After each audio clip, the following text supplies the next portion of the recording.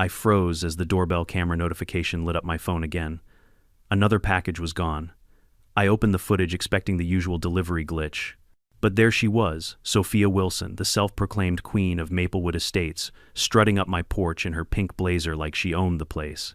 She glanced left-right, and without hesitation, scooped up my box and walked off with a smirk that said, "What are you going to do about it?" That was the 4th time this month. My daughter's Christmas gift, my medication, even a set of tools I needed for work all vanished. But this time, I wasn't just angry. I was calculating. She thought her HOA title made her untouchable, that she could rewrite the rules for everyone else. She was wrong. Because soon, Sophia Wilson would learn what happens when you steal from a man who builds his own justice one die pack at a time. Before we dive in, tell me where you're watching from and what time it is there, and make sure you're subscribed, because this is one HOA revenge you don't want to miss. I moved into Maplewood Estates 6 months after the divorce, because I wanted quiet, neat lawns, picket fences, the kind of neighborhood you see in real estate ads where nothing dramatic ever happens. I unpacked boxes, hung a few pictures, and told myself this would be the fresh start my daughter and I deserved. For a while, it was exactly that morning, coffees on the front step, the old man 2 houses down, waving as he watered his azaleas, and the mailbox that finally fit all the junk mail I'd been saving for months. Then packages started vanishing. The first time I blamed the courier. A small box with a knitted scarf I'd ordered for my daughter's birthday simply never made it from the porch to our hands. "Delivery error," I muttered, assuming it would turn up in a day or two. When the second box, a replacement, disappeared, the same way suspicion burrowed under the polite veneer I kept for my neighbors. By the time my prescription medicine failed to arrive, that polite veneer had cracked. I didn't want to be paranoid, and I certainly didn't want to make a scene. But I also wasn't going to leave pills or presents to whoever fancied themselves the neighborhood's judge and jury. So I put up a doorbell camera. A small, ugly block of plastic with a lens that felt like a tiny, impartial eye. I told myself I was investing in peace of mind. The footage the camera saved that first morning sat on my phone like a soft grenade. I watched it once, thinking maybe trauma or a cruel dream would explain what I saw. Then I watched it again, and the pieces clicked into place like a puzzle I didn't want to see completed. She walked up my porch like she'd rehearsed it. Sophia Wilson, blonde hair pulled into that ponytail she thought hid the years, a pink blazer that screamed boardroom, and a gait that was all purpose and entitlement. She glanced casually at the street and the neighbors' windows as if checking for paparazzi, which is how she wanted to be perceived around here, conspicuous in control. She bent, scooped up the box with practiced ease, and tucked it under her arm as if she were rescuing a lost puppy rather than walking off with someone else's gift. I replayed the moment at least 8 times. Each loop hit me differently. First came disbelief. How could the HOA president, the woman who chaired every meeting, host every community barbecue, and signature stamped so many permits, walk away with my things? Then came anger, hot and immediate, sharpened by the placed 4-4. Ridiculousness of it all. Sophia, guardian of neighborhood standards, taking packages like a secret suburban kleptomaniac. Finally, a slow, cold calculus set in. This wasn't random, it was pattern. She lived 3 houses down. She drove a white SUV that glowed conspicuously in every driveway, as clean and untroubled as the spreadsheets she likely used to micromanage other people's lives. I dug through the timestamps on the footage and cross-referenced them with my schedule. The pattern was ugly in its simplicity. She struck in late morning, usually between 10 and 11 during the narrow window when I was gone to work and most folks were out running errands. She preferred medium-sized boxes, the sort that suggests something tempting inside, something worth keeping. I showed the footage to George, who rented the little house with the green shutters across the street. He used to be a cop until the night shift, and a bad knee convinced him to trade patrol for a vegetable garden. He watched the clip with that same dull, careful expression that used to make him a good cop. "Well," I asked, expecting some form of vindication. He rubbed his chin. That's her," he said. "You sure you want to make waves, John? She's powerful around here. She writes the rules." "I don't want a war," I told him. "I want my stuff back." We walked down to Mrs. Chen's house next. She was 90, if she was a day, with a cardigan the same faded color as the lavender in her yard. Her voice wobbled when she told me that something similar had happened to her grandson's birthday present, a small action figure that had practically been the boy's whole world. She showed me a text where she'd asked Sophia if she'd seen anything. Sophia's response had been the sort of velvet dismissal I'd come to expect. "We're trying to keep the neighborhood safe. If you think your package is lost, file a report." "File a report," I repeated. The words felt useless and thin. I went to the non-emergency police line that afternoon with my phone in my pocket. The desk sergeant listened with professional patience as I described the footage and the sequence of disappearances. He told me what I half expected: they couldn't arrest someone without clear evidence of intent or possession. According to him, it might be a civil claim. If you have more victims, bring them in, he said. We'll reopen an investigation. I left the station with a stamped copy of a report and the faint taste of bureaucracy. It felt cold and imprecise, like a bandage on a broken rule. Meanwhile, Sophia continued to preside over the monthly HOA meetings, where she wore her authority like an heirloom. The very next week, I found a notice on my door about a violation. My mailbox had the wrong finish apparently, and my grass, which I'd mown the day before, was over the allowed height by some arbitrary measurement. I thought of the polite conversations we were supposed to have in this neighborhood: a cup of sugar borrowed at dusk, a phone call to check on the elderly. Instead, I had a piece of paper accusing me of a cosmetic crime. That's when the neighborhood Facebook group started to hum. At first, it was the usual stream of lost pet posts and recommendations for the local handyman. Then someone posted a blurry snapshot of a woman with a pink blazer walking away from a porch. The comments filled up like a warning siren. "That's Sophia," someone wrote. "My packages have gone missing too," another added. But where did those comments go when real people had to step up and say more than an anonymous sad face? They disappeared under 1,000 other morning notices about HOA fees and holiday decorations. People were scared. Sophia had the power to veto home improvements, to withhold approval for patios, to make life difficult for anyone who crossed her. Nobody wanted to be the next target. That's the silent force that protects bullies other people's fear. I started keeping a log. Dates, times, delivery labels. I made a list of the items missing and who else had complained. I started leaving a note on packages delivered to porch only. Property of John Davis. I waited. I watched the camera footage obsessively, more to keep my own pulse steady than for any expectation of theater. On the fourth morning, when the camera pinged again, I barely looked. My hands were steady as I hit play. And there she was, Sophia Wilson, walking away from my porch as if she'd done nothing more than retrieve the morning paper. The footage didn't lie. It was a small rectangle of truth in a world of polished facades. I filed the new clip, made copies, and sent them to the officer at the precinct. I sat on my couch and felt strangely naked and oddly resolved. If the system wouldn't hold her accountable, then the pattern of theft would. And if the pattern revealed a predator, then something had to change. But how do you stop someone who believes the rules apply to everyone else? How do you confront a queen who's convinced her crown is bulletproof? For now, I did the sensible things, mapped her habits, gathered witnesses, and patched the cracks in. My own life where things had been taken. The storm, if it was coming, was not yet near. But the first cold gust had hit, and I could see the dark clouds rolling in. The next morning, a patrol car pulled into Sophia's driveway. I stood at my window, coffee in hand, pretending to read the newspaper while every muscle in my body strained to watch. 2 officers stepped out, polite, professional, and rang her bell. Within seconds, the grand doors opened, and there she was, wrapped in a pastel robe, her blonde hair perfectly brushed, wearing that same mask of superiority she wore at every HOA meeting. They spoke for maybe 5 minutes. She gestured dramatically a few times, hand to her chest, voice raised in mock disbelief. One of the officers even laughed, not cruelly, just awkwardly, like someone unsure which way the wind was blowing. Then they nodded, scribbled something on a notepad, and left. That was it. No confiscated packages, no search, no justice. I walked out and caught the officer just as he was getting back into his car. "Well?" I asked. He gave a careful sigh. "She claims she was collecting misdelivered packages to return to the rightful owners. Says she's head of the HOA security committee." I nearly laughed. "That's not true. You saw the footage." He rubbed the back of his neck. "We saw her picking up a package, but intent is hard to prove. It could be misunderstanding. Misunderstanding." I repeated, my voice tightening. "She's stolen from me 4 times. He looked genuinely sympathetic. "Mr. Davis, I get it. But without recovered property or direct evidence she meant to steal, it's a civil matter. File with small claims if you want to pursue damages. Civil matter." The words echoed like a punchline to a bad joke. As the car pulled away, I looked towards Sophia's house. She stood at her window, phone pressed to her ear, smirking, not the kind of smirk you hide, but one you show off to the world when you know you've won. By the next morning, the retaliation began. When I stepped outside to get the mail there, it was a bright yellow paper pinned to my door, notice of HOA violation. The reason my mailbox was non-compliant with community standards, because apparently the paint finish wasn't approved. 2 days later came another grass height exceeds maximum allowance of 5 inches. Then another trash bin visible past collection hours.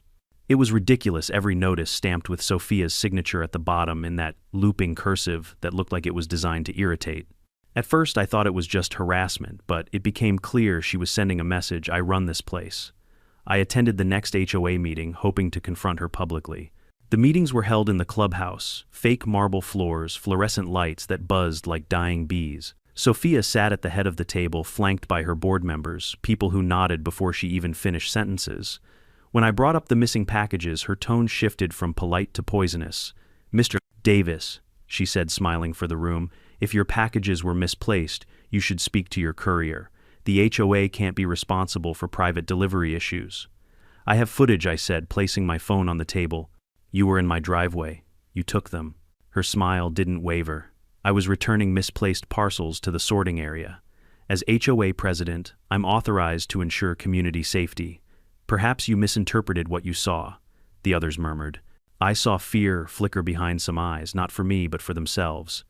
They knew better than to cross her. Sophia leaned back, crossed her arms. "If you continue spreading false accusations, Mr. Davis, I'll have to consider this harassment."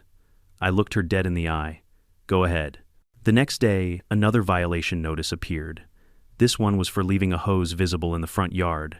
I almost laughed. That night I opened the neighborhood Facebook group. Normally it was a safe space for small talk, garage sales, lost cats, the occasional recipe. But now posts started surfacing: anyone else missing deliveries. My Amazon order disappeared 3rd time this month. I saw someone in a pink jacket near my porch camera yesterday. The comments stacked up: cautious, indirect. No one dared say her name, but everyone knew. Then came a private message from Mrs. Chen, the elderly woman down the street. She wrote, "She took my granddaughter's birthday present. I saw her on the porch. I didn't say anything. I was afraid." I stared at the message for a long time. It wasn't just about my packages anymore. It was about everyone too scared to speak up. That night I scrolled through my camera footage again, replaying each clip. There she was, the same routine, the same fake composure, the same sense of entitlement, and each time I had done nothing but watch. George stopped by the next evening with a 6-pack of beer and a knowing grin. "You look like a man planning something," he said. "I'm a man tired of being polite," I answered. He nodded slowly. "You're up against someone who hides behind power. You'll need proof she can't wash off." The words stuck with me. That weekend I compiled everything: videos, timestamps, delivery receipts, and sent a full file to the police. I even dropped off a USB drive with every clip neatly labeled Package 1, Package 2, Package 3. When I followed up on Monday, the officer gave me that same weary look. "We appreciate your thoroughness, Mr. Davis," he said, "but again, the footage is circumstantial. She could say she was safeguarding them." "So what you're telling me," I said, "is the HOA president can rob the entire neighborhood and call it community service." He hesitated. "Her husband's a lawyer. He's already mentioned harassment and defamation. We can't act until there's undeniable evidence." "Undeniable," I repeated.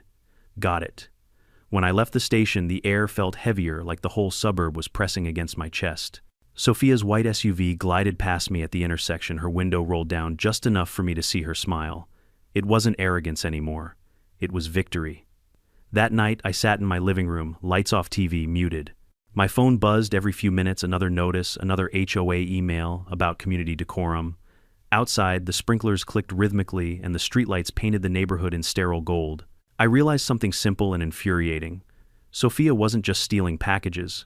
She was stealing the idea of fairness. She had the system wrapped around her perfectly manicured fingers: the police, the HOA board, even the neighbors who stayed silent out of fear. And me, I was just another man playing by rules she'd written. For the first time since moving here, I understood what kind of place Maplewood Estates really was: not a peaceful suburb, but a carefully curated illusion of order built on control. Sophia didn't need to threaten people outright. She used paperwork, bylaws, and polite smiles sharper than knives. She'd learned that the best kind of power was the kind no one dared to question. But she had made one mistake. She'd picked the wrong neighbor to steal from. I poured myself a drink, stared at the folder of evidence on my laptop, and whispered to no one in particular, "If she wants to play dirty, fine. Let's see how she looks in purple." Because while Sophia Wilson had the system, I had something better: creativity, patience, and a camera that never blinked. The game was no longer about proof, it was about consequences, and I was done waiting for permission. The next few days were quiet, too quiet, the kind of silence that feels like a taunt. No packages arrived, no violations appeared on my door, and no one mentioned Sophia at the mailbox. But that stillness didn't fool me. She was watching, waiting for me to lose my temper, to give her another excuse to tighten the leash. That wasn't going to happen. I'd learned something from living under her thumb: the louder you fight a control freak, the more powerful they feel. So instead, I got quiet. Strategic. I started researching. Late at night, while the rest of Maplewood Estates slept under their HOA-approved porch lights, I sat in my office scrolling through forums about package theft deterrence. Glitter bombs, stink bombs, dye sprays, triggered by motion sensors. I watched videos of engineers building elaborate traps for porch pirates, some purely for comedy, others serious as law enforcement tools. They were clever but temporary. You spray glitter on a thief, they wash it off. You hit them with stink spray, it's gone in a shower. I needed something that lasted, something symbolic, poetic. That's when I stumbled on an article about security dye packs. Banks use them. Hidden inside bundles of cash, these packs explode when moved, covering robbers in bright, indelible dye that marks them for days, sometimes weeks. The more they try to scrub it off, the deeper the pigment bonds to skin. It was perfect. Of course, the practical side of me asked, how the hell do I even get one of those? That's where my old college roommate came in. His name was Brian Keller, now a security systems engineer for a private firm. We hadn't spoken in years, not since the days when we built ridiculous contraptions for engineering class remote control lockers, motion-triggered alarms, and one unforgettable project involving an exploding paint balloon meant for abord la détente. The man had a genius for controlled chaos. When I called him, his first reaction was exactly what I expected. John Davis, from Purdue. I thought you were dead or married. Same thing, really. Divorced, I said dryly. And no, I'm alive. But I've got a thief problem, he laughed. You in suburbia, what, some kid stole your newspaper? Worse, I said. HOA president, middle-aged, drives a white SUV, steals packages from porches like she's doing God's work. There was silence then, a low whistle. That's specific. I've got her on camera. The police won't touch it. I want to build a deterrent. Deterrent how? Something that leaves a mark she can't hide. Literally. He chuckled. You've always had a flair for drama. You're talking dye packs, right? That's exactly what I'm talking about, he sighed. All right. I can't send you the real bank-grade stuff, it's regulated, but I can tell you how to make a DIY version. You're handy enough. For the next 2 hours, he walked me through the chemistry, the mechanics, the safety precautions. The mixture, a combination of UV reactive dye and a protein-binding compound that would cling to skin and hair like permanent guilt. He told me what to order: basic lab-grade pigments, glycerin, a stabilizer, and how to rig a spring-loaded trigger system using cheap materials. When we hung up, I had a blueprint. That weekend, I turned my garage into a crime lab. I started with small tests, mixing pigments, experimenting with pressure triggers. The first attempt failed spectacularly. The dye pack burst early, staining the concrete floor, and my left arm a deep violet that didn't fade for days. The neighbors probably thought I'd taken up finger painting. The second test was smoother. I packed the dye into small plastic capsules reinforced with adhesive tape and built a simple release system. Pull the flap, pressure pops, dye detonates. The third version, that was art. I hollowed out a hardcover book, fitted the capsule inside, and added a thin film to delay the trigger just enough for whoever opened it to get a full face of consequences. By Sunday night, I stood in my driveway holding a small cardboard box labeled luxury spa products, innocent, appealing, and utterly weaponized. I placed it gently on a tarp and tested the mechanism one last time. Click. Pop. Woof. A cloud of brilliant purple burst out, followed by streaks of yellow that clung to every surface. My garage door looked like it had hosted a rave. I laughed until my ribs hurt. It worked. I refined the design over the next few days, turning my petty revenge into an engineering project. Each new prototype was smaller, cleaner, more reliable. I even added adhesive microbeads to the dye to ensure maximum cling. This stuff wouldn't wash off in a single rinse. It would stain everything it touched. Then came the logistics. Timing mattered. Sophia's theft schedule was precise. Monday through Thursday between 10:00 and 11:00 a.m., after the mail carrier left, but before most people came home for lunch. Friday, she usually stayed inside, probably reviewing violations to hand out over the weekend. So Friday became prep day. I ordered decoy items, cheap candles, fake jewelry, generic boxes from Amazon to establish a delivery rhythm. I wanted her confident, certain that I was still the same easy mark. Meanwhile, I began tracking her movements through the HOA newsletter and neighborhood updates. Sophia's ego was her biggest weakness. She couldn't resist announcing everything. Community walkthrough, Tuesday, 10 a.m. HOA safety patrol, Wednesday morning. Each post was a window into her routine. On Tuesday, I confirmed it. She left her house precisely at 10:42 a.m., always in that spotless SUV, phone to her ear, pretending to conduct official business. Perfect. Wednesday night, I assembled the final trap. I lined the inside of the decoy box with the die device and a small camera hidden in a vent slot just for evidence. I made sure the die wouldn't trigger until the lid was halfway open. I sat back, staring at the finished package. My heart raced, but not from fear. There was a strange calm in knowing that for once I had control. For months, I'd let Sophia dictate the rules, decide what was right, what was wrong, who deserved peace. But now for the first time I was writing my own rulebook. Before bed, I texted George a picture of the decoy box. "Emmy, tomorrow's the day." George: "You sure you want to do this, Emmy?" "Oh, I'm past wanting." George: "You're insane. I love it." I barely slept. I kept imagining Sophia's face, that smug, practiced calm, cracking apart in an instant of confusion and purple chaos. Thursday morning, I woke early, cleaned the porch, and set the trap neatly by the front door. The label was visible: luxury spa products, fragile. The kind of thing Sophia would convince herself she deserved more than anyone else. I brewed coffee, sat by the window, and watched. At 10:45 a.m., like clockwork, her SUV appeared. I saw her through the blinds, phone pressed to her ear, sunglasses on, walking with that same arrogant precision. She didn't even hesitate, just bent down, took the box, and walked off like she was collecting tribute. I smiled and sipped my coffee. If all went as planned, she'd open it inside her home. The delay would make sure the die had time to fully release, where everyone could see the results later. But a small part of me wondered, would she learn? Would she stop? Or would she double down, blame someone else, twist the story like she always did? I didn't have to wait long to find out. About 20 minutes later, my phone buzzed. It was George. "George, dude, she's purple." Then came the photo. Sophia Wilson, the mighty HOA queen of Maplewood Estates, stood on her front lawn screaming into her phone. Her hands, neck, and half her face were glowing violet, streaked with bright yellow. Her pristine pink blazer was ruined. Her expression, somewhere between disbelief and rage, was a masterpiece. I laughed so hard I nearly spilled my coffee. For months, she'd painted me as the problem. The messy newcomer, the rule breaker. Now she was the one wearing her guilt for the whole neighborhood to see.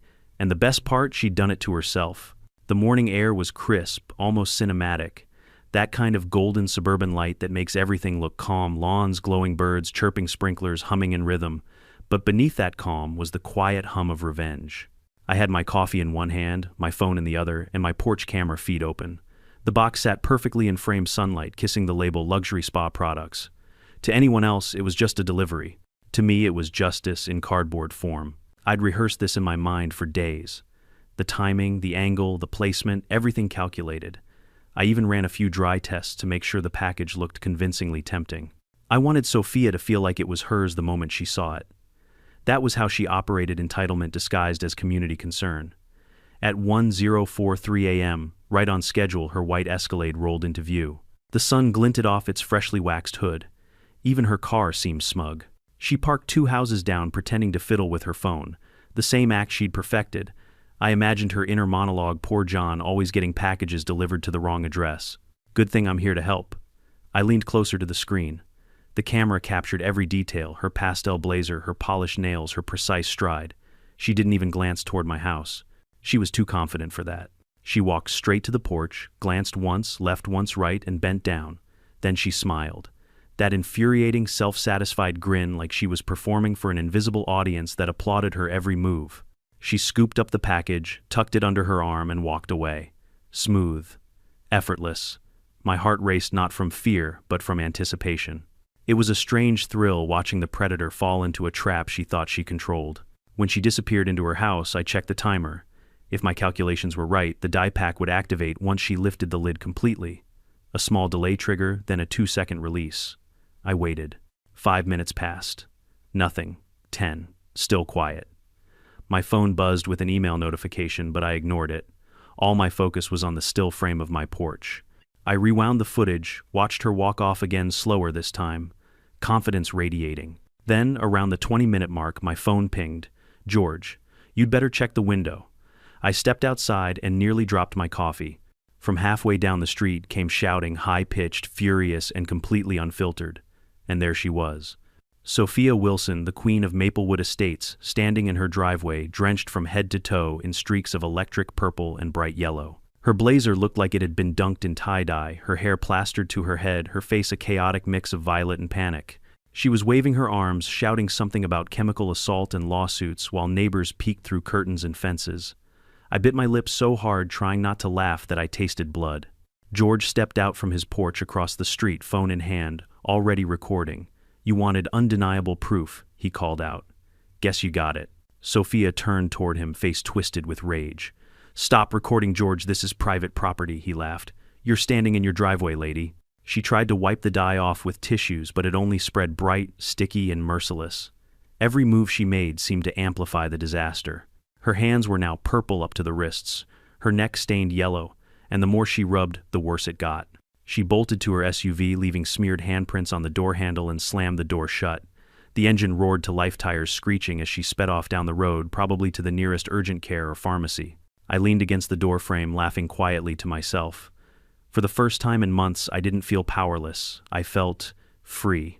A few minutes later, George crossed the street, still grinning. "I told you poetic justice would look good on her." "Think she'll call the cops?" I asked. "Oh, absolutely," he said. "And when they see your footage, they're gonna laugh too."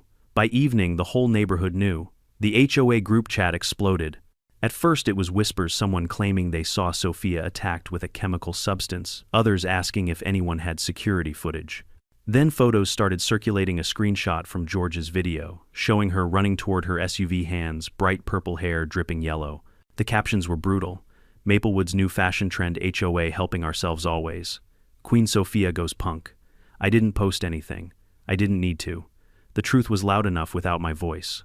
The next morning I walked outside to grab the paper. For once it was actually there. Across the street, George waved at me with his mug. "You see Facebook yet?" he shouted. I hadn't. Back inside, I opened my laptop and scrolled through the Maplewood community page. Sophia's post was pinned to the top. "To all residents, an unfortunate incident occurred yesterday involving a tampered package. Please be cautious of suspicious deliveries. The HOA will be investigating this act of vandalism." The comments section was a battlefield. "Wait, wasn't that you on video taking packages? I thought HOA didn't handle deliveries, so you tampered with your own crime." Still seeing purple Sophia, she tried to delete the thread twice. Both times it reappeared because someone had screenshotted everything. Once something hits the internet in this town, it's immortal. I checked my camera footage again. The video was perfect. Sophia approaching, stealing, walking away, then cut to her screaming in color. It was the kind of footage that spoke louder than any accusation. I didn't post it. Not yet. I saved it, backed it up on 3 drives, and labeled it insurance. That afternoon, George stopped by with pizza and 2 beers. "Congratulations," he said. "You just made the front page of Neighborhood Gossip." I didn't even say a word, I said. "Exactly. That's what makes it powerful." We ate on the porch, watching cars slow down as people craned their necks toward Sophia's house. The blinds were drawn tight, but you could feel the tension radiating from behind them. "Think she learned her lesson?" I asked. George smirked. "People like her don't learn lessons. They just look for someone else to blame." He was right. Around sunset, a black SUV I didn't recognize pulled into my driveway. A man in a navy suit stepped out, neat haircut, lawyer's briefcase. He walked up with the confident stride of someone who believed paperwork could fix anything. "Mr. Davis," he said smoothly, handing me an envelope. "You've been served." I opened it. A formal notice, intent to pursue legal action for assault with a hazardous chemical. I couldn't help it, I laughed. "Let me guess," I said. "Sophia sent you," he frowned. "Mrs. Wilson claims you engineered a device that intentionally caused harm. Tell her to check the porch footage," I said. "She stole property from me. That's a crime." The dye was a feature. He gave me a stiff smile. "We'll see what the authorities decide." After he left, I forwarded the footage and a written statement to the police attaching timestamps, product receipts, and the relevant section of state law regarding self-defense of property. Then I closed my laptop, poured myself a drink, and sat back to enjoy the sunset.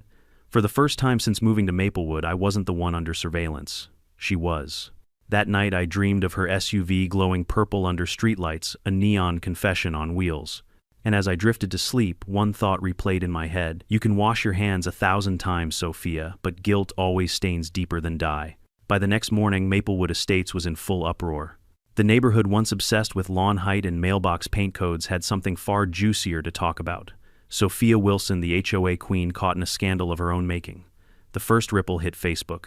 Someone posted a collage, 6 photos of Sophia, her face and hands glowing bright purple, captured from different angles. Underneath the caption read, "Breaking news, HOA president tests new community safety measure." Within minutes, it had over 100 laughing reactions and 50 comments. Sophia tried to delete the post. Then another appeared. And another. Screenshots, memes, short clips from doorbell cameras, showing her storming out of her house that day. The entire block seemed to have been watching.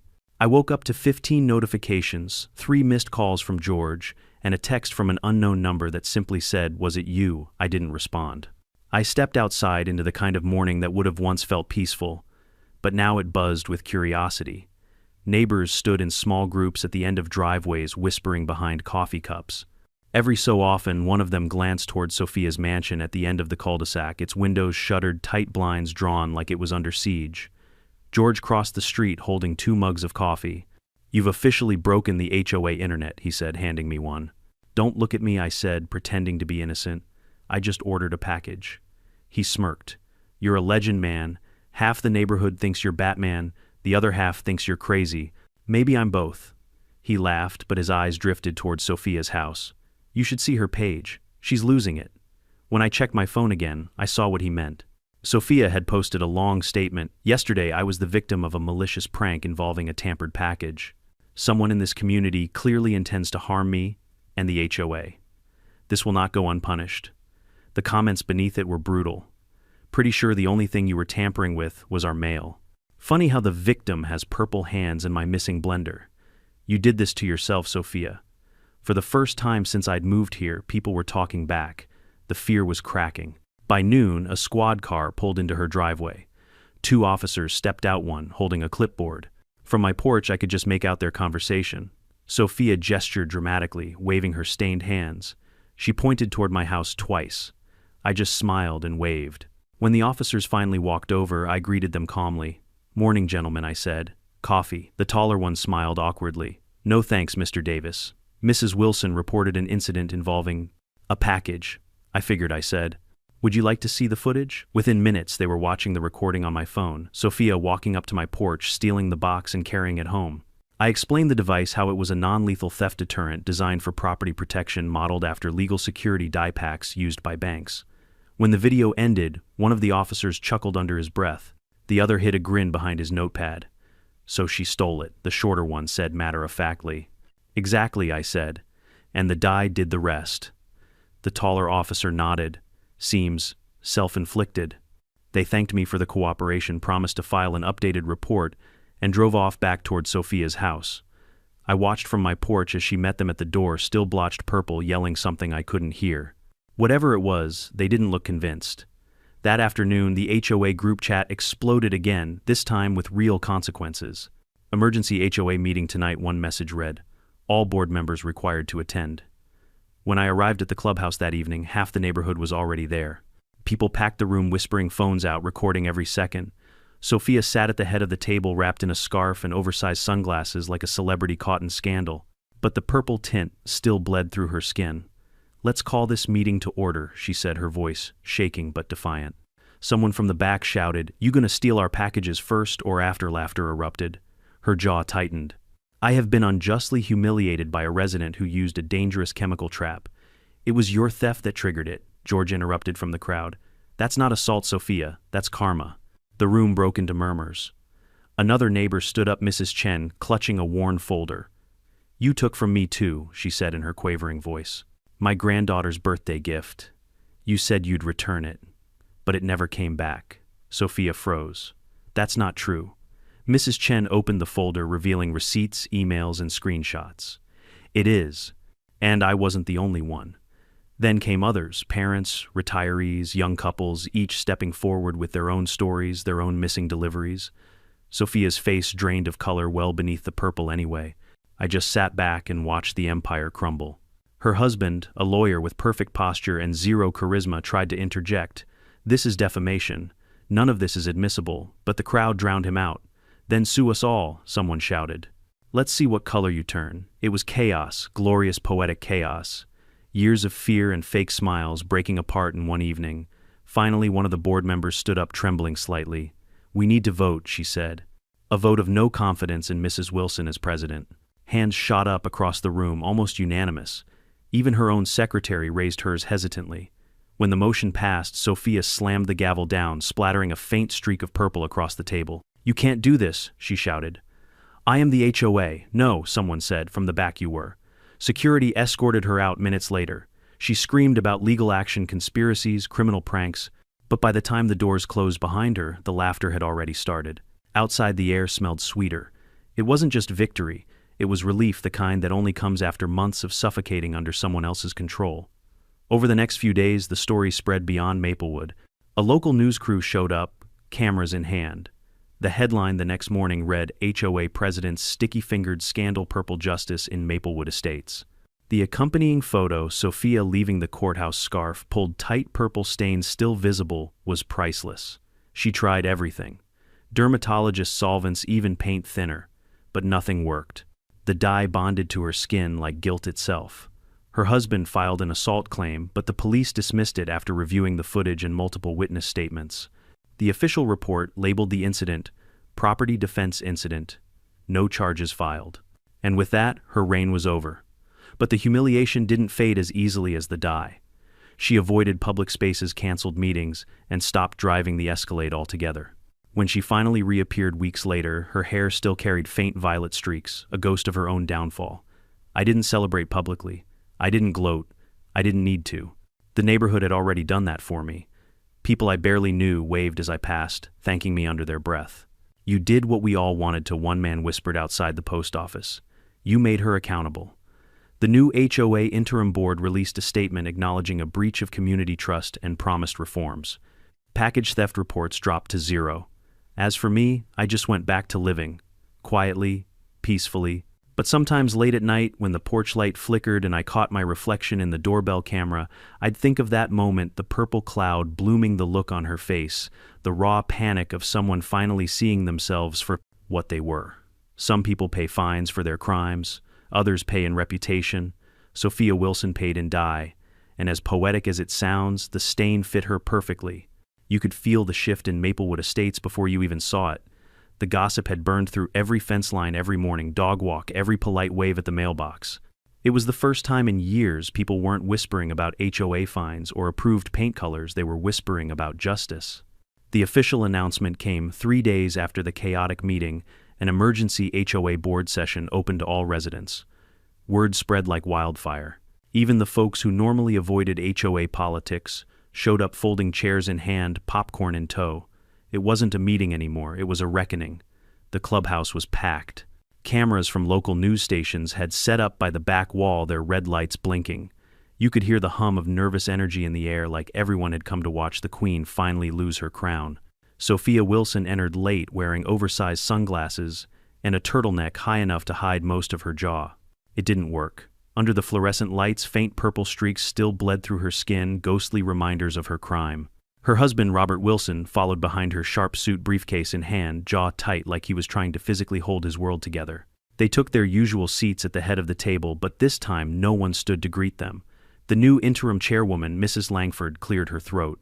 We're here tonight, she said, to discuss serious allegations against former HOA President Sophia Wilson concerning theft, harassment, and abuse of authority. The word former rippled through the crowd like a spark catching dry leaves. Sophia adjusted her scarf and tried to smile, but her voice trembled.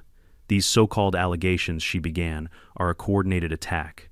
I have served this community for 12 years, volunteered my time, kept this place safe, clean, and respected. And now I'm being targeted because of one childish prank. Someone in the back shouted, "You mean the prank you pulled on everyone else?" Laughter followed, loud and uncontrollable. Sophia's composure cracked for a second. I will not be mocked, she snapped. This entire situation is being blown out of proportion. The packages I collected were misdelivered. That's all. 16 packages, George's voice rang out from the side of the room. He stepped forward holding a folder thick with documents. You've been collecting mail since 2022. People here lost medication gifts, electronics. You even took Mrs. Chen's granddaughter's birthday present. The crowd murmured. Sophia froze. Mrs. Chen, gentle and soft-spoken as ever, stood from her seat clutching a small box. You took her doll, she said simply. She cried for weeks. I kept this receipt hoping someday you'd return it. Robert Wilson rose sharply. This is outrageous. None of this is admissible evidence. You can't hold a trial in a community meeting. But Mrs. Langford cut him off. We aren't a court, Mr. Wilson. We're a community. And this community is done being afraid of you two. Applause erupted. Sophia's hands shook. You're all ungrateful, she hissed. I built this place. I held it together. George leaned forward from his seat. No, you strangled it. Then came the testimonies. One by one, neighbors stood and told their stories. Missing Amazon packages, vanished letters, mysterious inspections where Sophia entered porches uninvited. Someone even mentioned she once fined a family for unauthorized Halloween decorations because their pumpkins didn't match the HOA aesthetic. The room grew hotter with every confession. Every voice chipped away at the image she'd built, the perfect suburban monarch guarding her kingdom of manicured lawns. Finally, the treasurer, a quiet man named Ethan, stood and cleared his throat. There's one more thing, he said. During the internal audit, we found discrepancies. Everyone hushed. He lifted a stack of papers. Over $57,000 in HOA funds are unaccounted for checks written to cash invoices signed only by Mrs. Wilson. The silence was so heavy you could hear the ceiling fan creak. Sophia turned pale beneath the purple, at least. That's ridiculous, she sputtered. I approved emergency expenses. Landscaping, repairs, maintenance, Ethan shook his head. All fake vendors. One of them listed your home address as the payment destination. Robert stepped in front of her, voice trembling now. We won't dignify this with... But the crowd had already turned.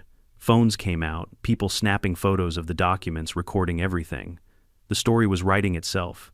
Mrs. Langford looked to the board members. Motion for permanent removal of Sophia Wilson from the HOA board and referral to county investigators for financial misconduct. All in favor, nearly every hand in the room shot up. Even one of Sophia's old allies raised hers, hesitantly avoiding her gaze. All opposed, no one moved. Sophia's breath came shallow and ragged. You'll regret this, she hissed. Every one of you, Mrs. Langford didn't flinch. Meeting adjourned. As Sophia stormed out, her scarf slipped just enough for everyone to see the remaining stains along her neck. Someone whispered, "Still purple." The laughter that followed rolled like thunder. The news broke within hours. HOA president removed amid theft, and embezzlement allegations hit local TV. A day later, national outlets picked it up, the purple HOA scandal. The footage of Sophia leaving the meeting surrounded by residents holding stolen package photos went viral. She tried to fight back online, of course. Posted long rants about being the victim of a smear campaign, claiming the die trap was a terroristic device. But her posts were met with memes, jokes, and gifs of purple paint explosions. The internet had decided her fate. 2 weeks later, her husband's law firm quietly announced he was taking an indefinite leave of absence to focus on family matters. Translation, he'd been forced out. Soon after, criminal charges followed: mail theft, HOA fund embezzlement, and obstruction. She turned herself in wearing gloves and makeup caked thick enough to look like plaster. It didn't help. The cameras caught everything. The headline that night was almost too perfect. Purple-handed HOA president faces federal mail theft charges. When they showed her mugshot, even the anchor struggled not to laugh. The faint violet tint on her cheekbones made her look like a human bruise.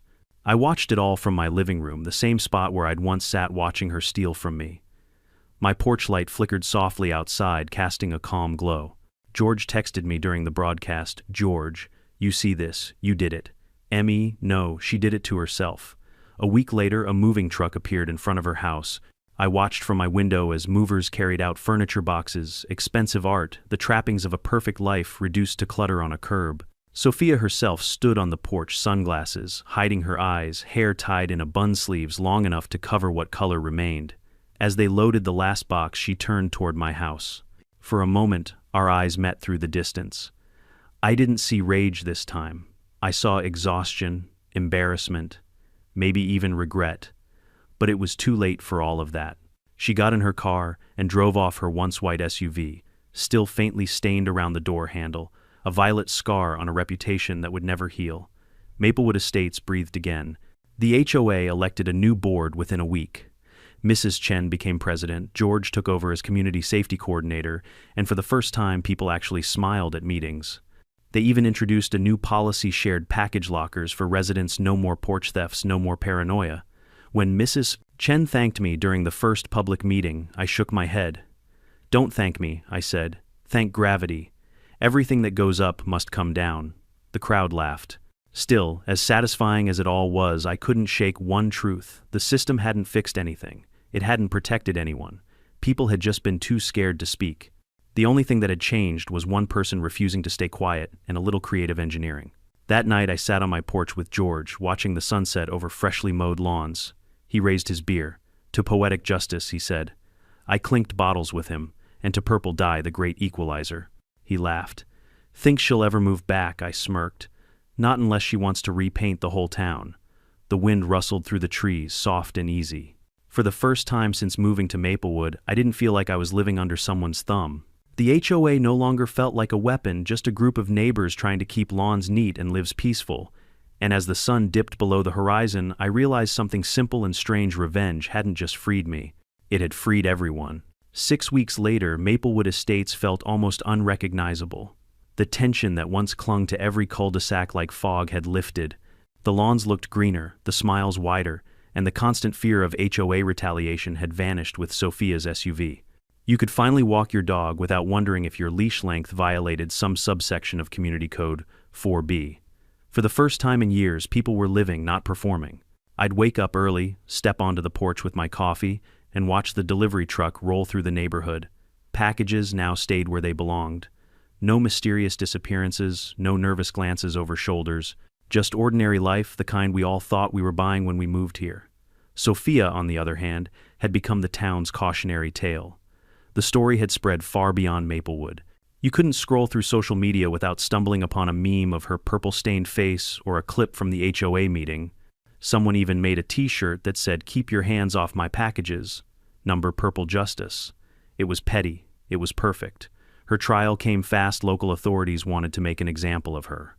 She pled guilty to multiple counts of mail theft, misdemeanor fraud, and embezzlement of HOA funds. Her lawyer husband negotiated a plea deal: 12 months of probation, restitution to all victims, and 100 hours of community service. When the sentencing hearing arrived, I showed up mostly out of curiosity. The courtroom was smaller than I expected. Plain beige walls, humming fluorescent lights, and a faint smell of old paper. Sophia sat at the defendant's table, hair darker now, maybe dyed to hide what traces of purple still lingered along her temples. She looked smaller, deflated, like a balloon that had finally surrendered its air. The judge, a gray-haired man with half-moon glasses, read through the charges with a kind of bored gravity. Then he looked directly at her. "Mrs. Wilson, you held a position of trust," he said, "and you abused that trust repeatedly. This isn't about a prank gone wrong or petty neighborhood drama. This is about integrity. You made your neighbors fear the very system meant to protect them." Sophia's voice was almost a whisper. "I only wanted order," she said. He sighed. "Order without fairness is tyranny." When the verdict was read, there was no gasp, no applause. Just a quiet exhale from the community that had gathered in the back row, people she had once fined, bullied, and humiliated. Justice in that small courtroom didn't roar. It whispered. Afterward, as everyone filed out, she approached me. "I hadn't expected that. John," she said, her voice shaking slightly. "I wanted to say, I'm sorry." I studied her face. The apology didn't come easy. Pride still lingered behind her eyes, but for once there was no manipulation, no spin, just exhaustion. "I believe you," I said. "But sorry doesn't unsteal what's gone." She nodded, lips pressed tight, and walked away. It was the last time I ever saw her in person. Within a week, a for sale sign went up on her lawn. A month later, a young family moved in, couple in their 30s, 2 little kids, a golden retriever that barked every time the mail truck came by. Their laughter spilled into the street in a way I hadn't heard in years. Mrs. Chen, now officially the new HOA president, was everything. Sophia wasn't calm, fair, and quietly fierce. Her first act was to abolish the aesthetic fine system and install secure package lockers for every block. "No more stolen deliveries," she said with a wink during her first meeting. No more purple presidents either. The crowd roared with laughter. George became head of the neighborhood watch, though watch now mostly meant barbecues and poker nights. Every few weeks, we'd sit on my porch with beers watching the sunset stretch across the street. Sophia used to patrol like a dictator. You realize, he said once, you didn't just get revenge, you rewrote the whole damn rule book. I laughed. I didn't do anything. I just got tired of losing. He grinned. That's how revolutions start. Life settled into something beautifully boring. I'd go to work, come home, check the mail, and find everything exactly where it should be. Sometimes my daughter would visit for the weekend, and we'd walk down to the lake skipping stones, laughing about her dad's infamous purple paint story. She'd tell me, "You're trending on TikTok, you know."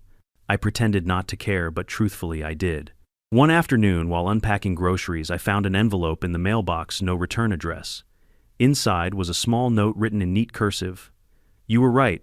Some stains don't fade, but some people do learn. SW. No threats, no excuses, just that." I stared at it for a long moment, then folded it neatly and slid it into the drawer next to my old camera footage, the evidence that had started it all. I didn't need to keep it, but something in me wanted to remember. Not the fight, not the revenge, but the lesson. Because the truth was, this wasn't just about a package thief or an HOA tyrant. It was about what happens when people let fear disguise itself as order, when silence becomes the weapon that lets bullies thrive. In the months after Sophia's departure, I saw the change everywhere. Neighbors who had once avoided each other started talking again. Kids rode bikes freely. The HOA meetings turned from battlegrounds to potlucks. The community began to heal, not because someone was punished, but because someone finally pushed back. One evening, as the sun bled into the horizon, I sat on my porch and watched the new family move in across the street. Their youngest daughter was playing with chalk on the sidewalk, her laughter echoing softly. Her mom waved when she noticed me. "Hi, we heard you're the one who caught the purple lady," I chuckled. "Guilty," she smiled. "Well, thank you. We feel safe here because of you." "Just doing my civic duty," I said. When she turned away, I looked down at the concrete steps, the same steps where Sophia had once stolen from me, where all of this had begun. And I realized how strange it was that justice had started not in a courtroom, not with the police, but with one man, a camera, and a bit of creativity. It didn't feel like revenge anymore. It felt like balance. I leaned back, sipping my coffee, and smiled as the delivery van stopped in front of my house. The driver waved. "You're John Davis, right? The purple guy," I laughed. "That's me." He grinned. "Big fan of your work. People talk about you at the depot. They say you're the reason we feel safer dropping off boxes here." I took the package and nodded, glad I could help. As the truck drove away, I looked at the box sitting on my porch, untouched, secure, ordinary. And for the first time since this whole mess began, I didn't feel like a man seeking payback. I felt like a man who had reclaimed something far more important: peace. Because the truth is, justice isn't always about courts or laws. Sometimes it's about a community remembering that no one, no matter how powerful, stands above the people they claim to protect. Sophia had taught us all that, the hard way. And as twilight settled over Maplewood Estates, I smiled and whispered to myself, "Some paint fades, but accountability, that sticks forever." Sometimes the hardest battles aren't fought with fists or lawyers, they're fought with patience, proof, and the courage to stand your ground.